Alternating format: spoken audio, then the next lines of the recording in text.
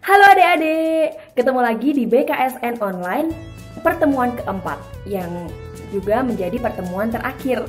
Nah, di pertemuan kali ini kita akan membahas aku anggota gereja Katolik.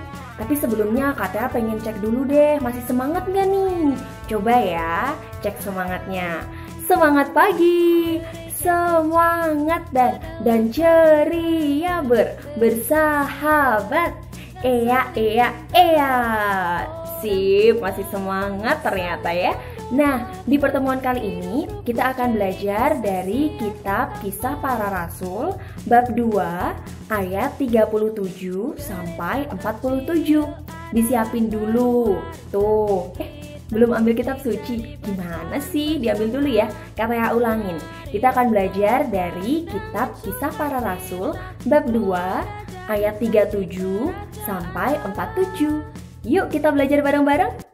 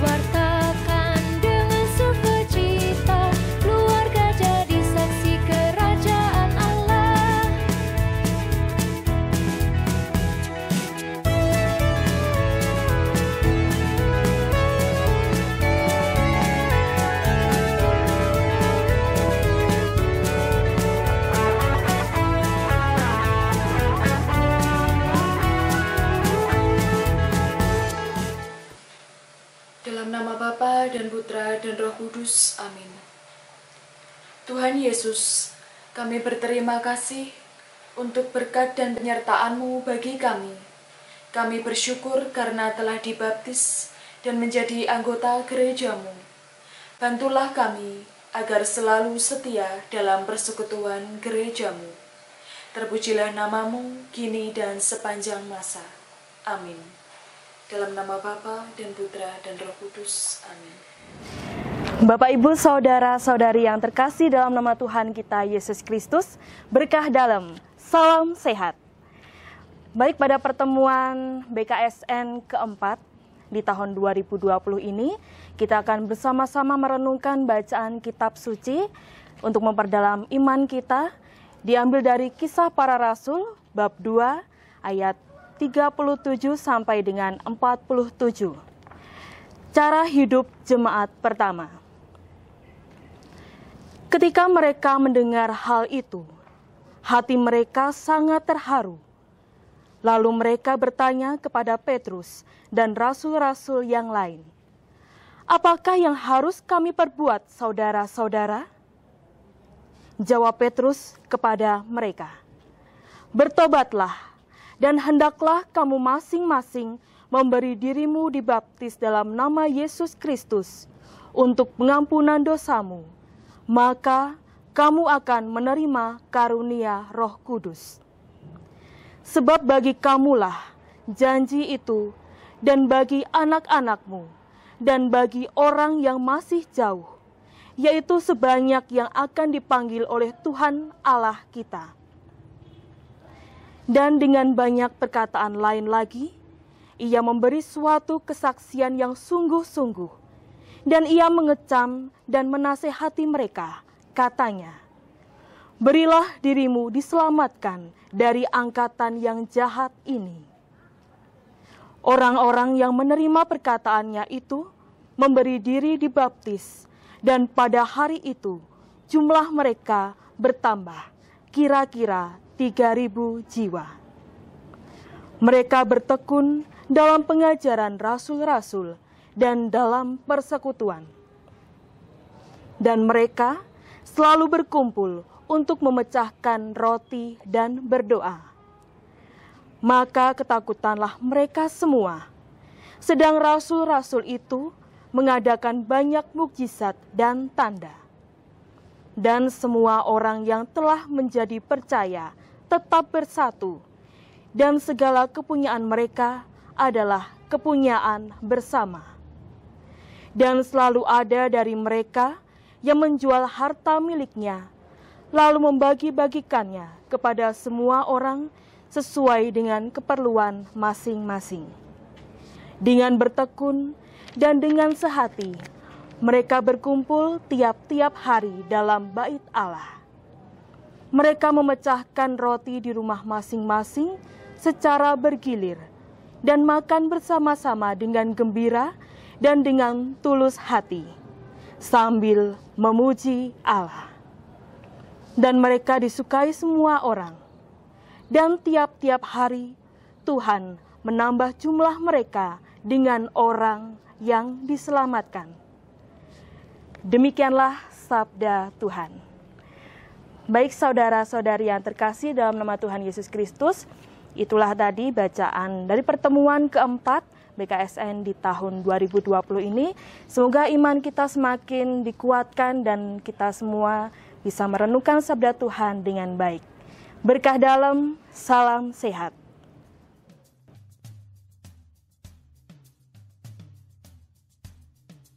Anak-anak, remaja, kaum muda, dan Bapak Ibu saudara-saudara semua, berkah dalam. Kita ada dalam pendalaman renungan yang keempat di bulan Kitab Suci Nasional, mengajak kita semua untuk bangga menjadi orang Katolik di tengah krisis oleh karena dampak COVID-19 atau virus corona. Kita semua sudah mengalami bahwa COVID-19, virus corona ini sungguh membawa dampak yang luar biasa, mengakibatkan krisis dalam berbagai segi kehidupan. Dampak ekonomi paling mudah dirasakan oleh semua saja. Dampak sosial yang menyebabkan kita semua ini tidak bisa berjumpa dengan bebas seperti waktu-waktu sebelum COVID. Kita berjumpa harus dibatasi dengan banyak aturan. Bukan hanya itu saja, COVID-19 ini membawa dampak dan mengakibatkan krisis dalam hal iman. Yang paling terasa krisis iman itu dialami, dirasakan dalam hal komunio, persekutuan. Kita sebagai gereja mengalami krisis karena gereja pada hakikatnya adalah perjumpaan fisik. Maka tidak mungkin gereja itu terwujud dengan online, virtual, maya. Gereja hakikatnya adalah perjumpaan fisik. Kita semua mengalami krisis itu. Tidak bisa berkumpul bersama dengan teman-teman, saudara-saudari kita seiman, baik untuk merayakan Ekaristi, merayakan perjumpaan-perjumpaan, untuk pembinaan-pembinaan. Krisis iman yang lain paling dirasakan adalah dalam hal merayakan Ekaristi. Kita merayakan Ekaristi selama ini secara online. Kita harus ingat bahwa Ekaristi online atau virtual itu dilaksanakan dalam masa darurat. Sekali lagi, misa online atau virtual itu dilakukan dalam masa darurat saja. Dan kita semua paham betul bahwa Ekaristi itu adalah kehadiran nyata Tuhan dalam tanda. Kepenuhan Ekaristi kalau menerima tubuh Kristus dalam tanda, dalam rupa roti dan anggur. Kita semua mengalami krisis itu, tidak bisa melakukan Ekaristi secara penuh. Namun kita sebagai warga gereja Katolik boleh berbangga karena ada hal-hal baik ternyata yang timbul oleh karena COVID-19 ini. Keluarga-keluarga menjadi lebih sering berkumpul dengan anggota-anggotanya. Mungkin waktu-waktu yang lalu untuk bisa berkumpul bersama seluruh anggota keluarga tidak mudah. Tetapi dengan adanya COVID, keluarga lebih sering berkumpul. Bapak, anak, kakak, adik, bahkan kakek, nenek bisa bertemu. Doa-doa keluarga dianjurkan untuk dilakukan. Oleh karena keterbatasan tidak bisa berdoa bersama. Di gereja, keluarga menjadi tempat untuk berdoa. Bukan hanya itu, keluarga menjadi tempat untuk memberikan pengajaran. Yang tentu pada waktu-waktu yang lalu pengajaran diserahkan kepada para katekis, para pembina. Sekarang keluarga harus mengajar anggotanya, anak-anaknya.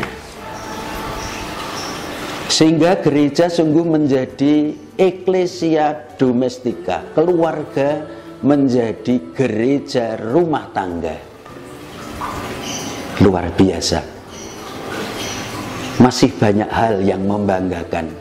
Kita sebagai orang Katolik di tengah krisis oleh karena dampak virus corona atau COVID-19 ini. Kita tidak akan kehilangan iman, pengharapan, juga kasih terhadap Allah, terhadap sesama. Maka kita syukuri semua yang sudah terjadi ini. Semoga COVID segera berakhir. Berkah dalam.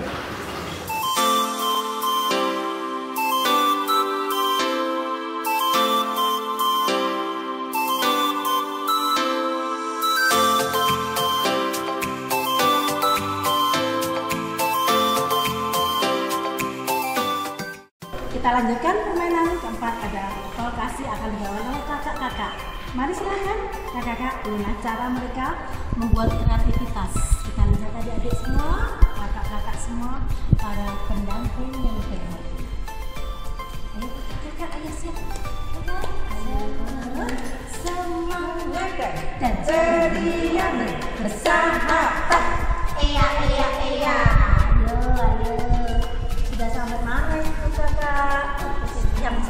panjang. Ayo sebelah kiri jangan. Ayo kakak. Sebelah kiri kakak. Ayo. Jangan salah. Ayo. Satunya pakai dibundel-bundel, satunya dipasang-pasang. Coba kita lihat ini. Ya bun, masukkan saja ke sini.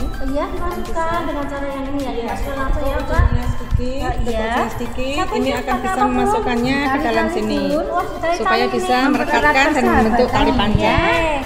Ini adalah mempererat persahabatan. Ini dengan lambang apa, Bun? Mempererat persahabatan juga. Oh, sama tapi dengan cara yang berbeda. Iya, oke. Aduh, panjang sekali. Iya. Sekarang kita lihat hasil akhir dari permainan tol kasih ini. Sampai di mana ya ini ya? Dari sebelah kanan. Panjang sekali. Ini mungkin Sangat surga bunda. sampai surga, amin. Semua sampai surga. Ya, teman-teman. Sampai seberapa meter nih, Bun? Kira-kira?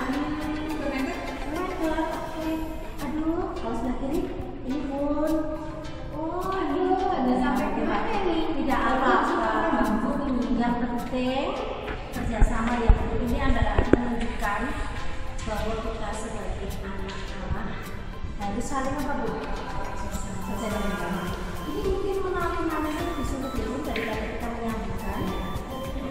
Tapi kan ada dua kreativitas kita yang menjadi contoh untuk satu untuk jalan tol kasih. Terima kasih kakak, selamat mencoba. Nah, adik-adik, yuk kita bangga sebagai anak Katolik. Nah, jangan lagi ngumpet-ngumpet deh. Pokoknya bangga terus jadi anak Katolik, oke? BKSN online-nya udah selesai nih. Minggu depan bakal ada sekami online nggak ya? Kira-kira pada masih mau nggak sih? Coba deh komen di video di bawah ini ya. Kalau masih pada mau ikutan sekami online, nanti kita bikinin deh. Kita ketemu lagi di kesempatan selanjutnya ya. Dadah! Halo adik-adik yang terkasih, marilah kita tutup ibadat BKSN yang keempat ini dengan berdoa. Tangannya dikatukan, kita berdoa. Tanganku ada 2, 5 jarinya. Buka tuh bersama-sama bila aku berdoa. Dalam nama Bapa, dalam nama Putra, dan dalam Roh Kudus. Amin, amin, amin. Tuhan Yesus, kami berterima kasih untuk berkat dan penyertaan-Mu bagi kami. Kami bersyukur karena kami telah dibaptis dan menjadi anggota gereja-Mu. Bentuklah kami agar selalu setia dalam persekutuan gereja-Mu. Terpujilah nama-Mu, Yesus, Tuhan dan pengantara kami. Amin. Dalam nama Bapa, dalam nama Putra, dan dalam Roh Kudus.